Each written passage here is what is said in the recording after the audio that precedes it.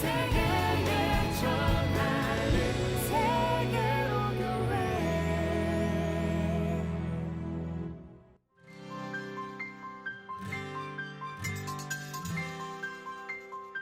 구독과 좋아요는 사랑합니다. 안녕하세요. 세계로의 성도 여러분. 벌써 주말을 맞이했네요. 어느덧 시간이 이렇게 빨리 지나가서 3월 중순을 보내고 있습니다. 하나님께서 우리에게 예비하신 귀한 은혜가 우리 가운데 충만하시길 기대하므로 오늘 말씀 함께 묵상하면서 나누기 원합니다. 함께 하나님 말씀 읽도록 하겠습니다. 명절 끝날 곧 큰 날에 예수께서 서서 외쳐 이르시되 누구든지 목마르거든 내게로 와서 마시라. 나를 믿는 자는 성경의 이름과 같이 그 배에서 생수의 강이 흘러나오리라 하시니 이는 그를 믿는 자들이 받을 성령을 가리켜 말씀하신 것이라. 예수께서 아직 영광을 받지 아니하셨으므로 성령이 아직 그들에게 계시지 아니하시더라. 이 말씀을 들은 무리 중에서 어떤 사람은 이 사람이 참으로 그 선지자라 하며 어떤 사람은 그리스도라 하며 어떤 이들은 그리스도가 어찌 갈릴리에서 나오겠느냐. 성경에 이르기를 그리스도는 다윗의 씨로 또 다윗이 살던 마을 베들레헴에서 나오리라 하지 아니하였느냐 하며 예수로 말미암아 무리 중에서 쟁론이 되니 그 중에는 그를 잡고자 하는 자들도 있으나 손을 대는 자가 없었더라. 아멘. 오늘 말씀을 묵상하기에 앞서 먼저 본문에 대해서 우리가 함께 살펴보기 원하는데요. 오늘 본문의 37절에 보면 명절 끝날이라는 단어가 있습니다. 여기서 말하는 명절 끝날은 바로 초막절 마지막 날을 이야기하는데요. 여러분 혹시 초막절에 대해서 알고 계신가요? 초막절은 유대인들이 지키는 3대 절기 가운데 하나입니다. 6월절, 77절, 초막절 이렇게 세 절기를 유대인들이 중요하게 여기며 지키고 있는 절기입니다. 그렇다면 이 시간 초막절이 어떠한 절기인지 함께 살펴보도록 하겠습니다. 초막절은 유대 원력으로 7월 15일부터 일주일간 지키는 절기입니다.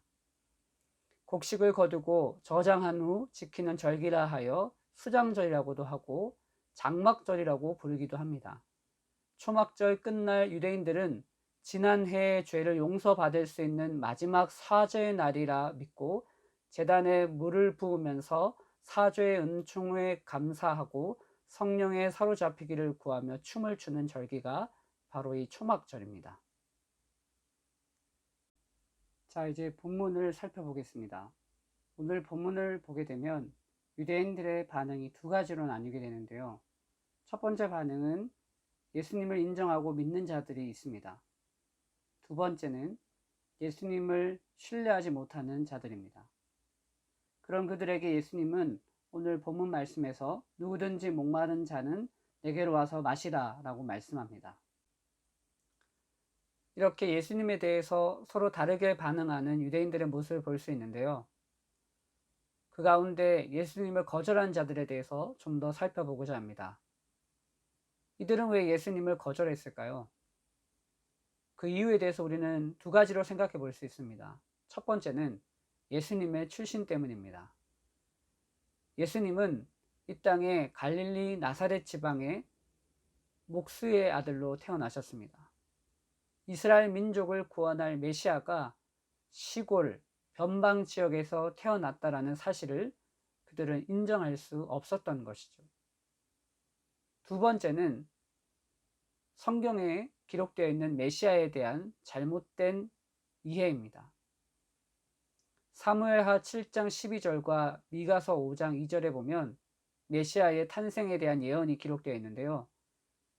예수님께서 갈릴리 나사렛 지방에서 태어나셨다라는 사실과는 달리 성경은 베들레헴에서 태어난다라고 기록되어 있습니다. 따라서 그들이 생각해 볼 때 예수님은 갈릴리 출신이니까 성경에 기록된 메시아의 예언과는 맞지 않았기 때문인 것이죠. 결국 눈앞에 보이는 구원자 되시는 예수님을 그들은 놓치고 말았습니다. 오늘 본문을 살펴보면서 우리는 두 가지 중요한 영적인 사실을 발견할 수 있는데요. 첫 번째는 예수님께 나오는 모든 자들은 영적 목마름을 가지고 있다는 사실입니다. 그런데 이러한 영적 목마름은 어떤 특정한 자들에게 주어진 것이 아니라 모든 인류가 그러한 영적인 목마름을 가지고 있다는 사실에 우리는 주목할 필요가 있습니다.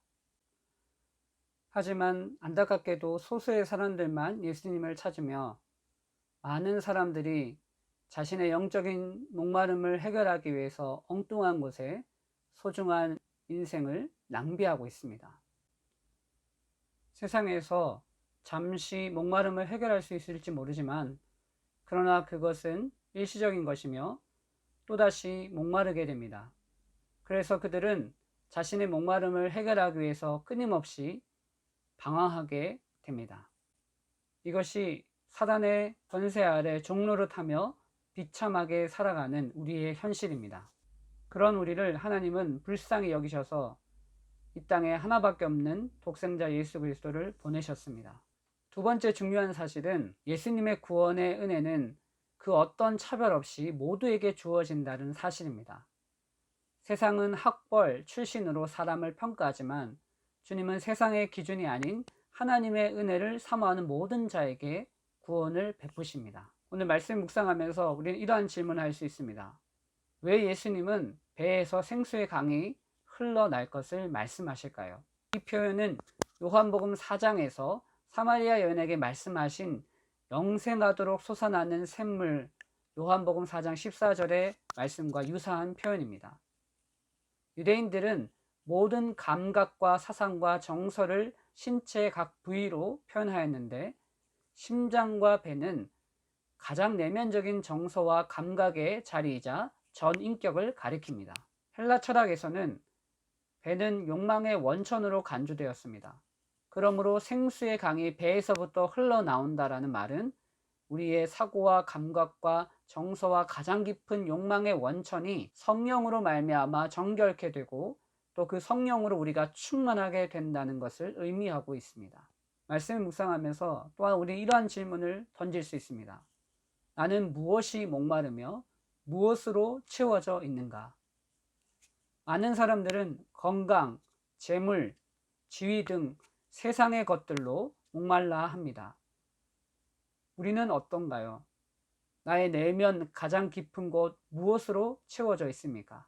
세상의 욕심과 탐욕으로 가득하지는 않습니까? 묵상한 말씀을 기억하면서 함께 기도하기 원합니다. 사랑의 주님, 말씀을 통해 다시 한번 주님께 소망을 두기 원합니다. 예수님은 모든 인류의 영적 목마름을 해결하시기 위하여 하늘 영광 보좌를 버리시고 이 땅에 오셔서 우리의 죄와 허물을 용서하셨는데 여전히 주님이 아닌 다른 것에 목말라 하며 나의 삶을 헛된 것에 낭비하였던 지난 삶을 돌이켜 회개합니다. 이 시간 성령께서 내게 찾아오셔서 세상의 욕심들을 깨끗이 씻어내어 정결케 하시고 하늘의 신령한 것으로 가득 채워 충만하게 하옵소서. 더 이상 세상의 목마름으로 방황하지 말게 하시고 오직 주님의 은혜를 사모하며 만족하게 하소서. 나의 전부이신 예수 그리스도 이름으로 기도합니다. 아멘. 오늘 말씀을 기억하면서 하나님으로 가득 채워지는 귀한 삶을 살기를 원합니다. 이제 더 이상 세상의 것들로 채우려 하는 우리의 욕심을 버리고 주님만으로 만족하여 우리의 마음에 평안과 기쁨이 가득하는 귀한 하루 되시기를 주님의 이름으로 축복합니다.